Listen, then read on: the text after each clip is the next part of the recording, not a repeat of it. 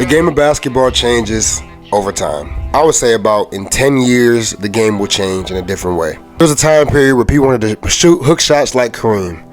There's a time period where people wanted to shoot mid-ranges like Kobe, jump like Jordan from the free throw line. And nowadays, everybody wants to shoot like Curry, or every position wants to shoot like Curry. But the biggest issue I have with this generation is social media and how it affects these kids and how they play the game of basketball. Why is social media so dangerous and hindering to the minds of the youth for basketball? Let's talk about it. Social media is ruining the game of basketball. No matter how you put it, no matter what you think, social media is hurting the basketball community. And here's why. The first thing is highlights. Every kid wants a highlight tape. Every kid wants to be seen. Every kid wants a camera in front of their face showing, oh, look what I can do. I can score a bucket. When in reality, you only averaging 6 points a game. It's not helping the kids learn real basketball. A lot of these kids who play basketball, the youth, have Instagram or YouTube or some sort of outlet that's going to show them, hey, look what I can do and look how good I am at it. That's their validation. The validation of showing other people that they can score a bucket or maybe have 4 or 5 buckets on a video can show how good of a basketball player they are, but in reality, they are not him or they are not that type of player. And the other thing, everybody wants to shoot threes. Now, I'm not blaming Steph Curry for this at all. I'm not putting the weight on Steph, but all these kids want to shoot, man, like one step past half court, deep threes, don't even want to drive to the rim no more. Just, we going to shoot this three and hopefully we can outscore the other team. And that's not real basketball. Another big reason social media, man, these social media trainers be killing me, dog. Like, they be killing me. Like, watching these trainers just train and tell you to do, hop on the box 10 times, do 10 backflips and a somersault into a fadeaway jumper. Like, bro, none of that stuff works.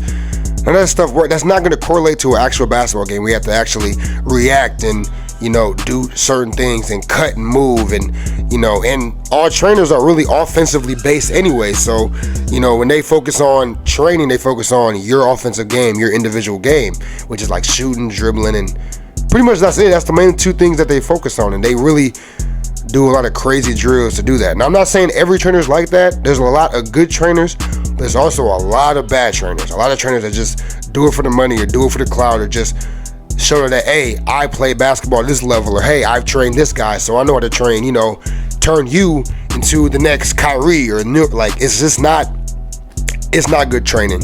And social media has really shown a lot of bad trainers.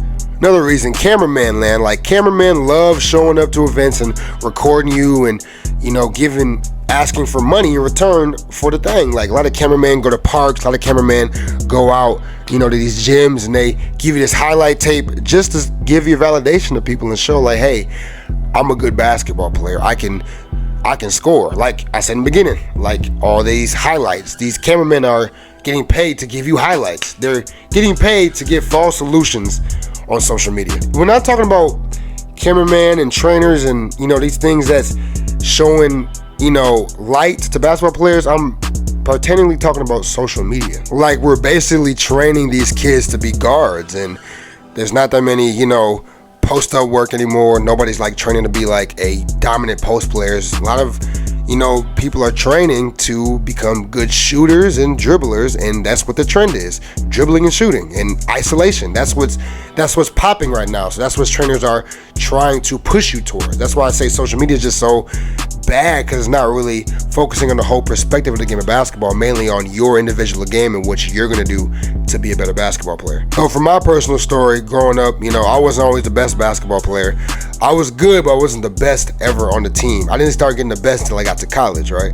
So throughout the years, I would play at the courts, I would play in the gym, I would do a whole bunch of different things, but I never had a trainer. Like, I never had someone personally train me. I never had someone come behind me with a camera, show me highlights, I never had like that big image of myself. And now anybody can have that. Any kid can have that. Any kid can go to a park or a gym and put a camera up and basically record themselves and just make it seem like they're doing so much, but in reality they're not. Like, they could really be losing every game at the park. They could be getting cooked, like no defense at the park, but they got this camera that shows the best clips of them that makes them look good. So I realized over the years, as me being a player, like, I learned that what made me better was just playing at the parks and playing in the gyms. And that's what got me to the point where I was able to become an All-American. I was able to be, two-time all-conference player. And it's like, over the years, it took me time to learn that.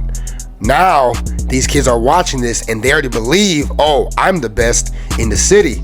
Which you should have that confidence. But realistically, let's just be honest. Like, these kids are trying to be like Curry, trying to and let's not just say Curry, like they're just in their head, and the people around them telling them that they're the best in their family and the best in the city, and they don't need coaching and they don't need this or that.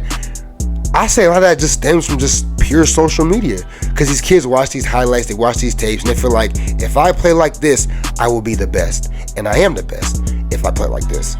So it's just all perspective, man. And nobody's really teaching the whole perspective of the game of, the mistakes and, the off the court issues. Just, pretty much the main thing people focus on is the highlights. And that's what's killing these kids today. And I don't think it's going to be good for the future of basketball, especially with these young kids growing up with social media. Social media is killing these kids' confidence. They're not playing the game the right way. And in all honesty, man, if I could take away social media from every kid's hand and just focus on basketball, I would. It's just that simple, because it's getting sad to a point where I don't even like watching basketball sometimes with some of these kids. I sound like an old head. I'm only 26, but I sound old, but it's just not the same anymore. But you let me know what you think, man, in the comments, man. Do you think basketball is going downhill with social media? Do you think social media is going to be a huge turning point for kids and how the game's going to be played in the next 10 years? Let me know what you think in the comments, man. On the road to 400 subscribers, let's get it. Thanks for listening.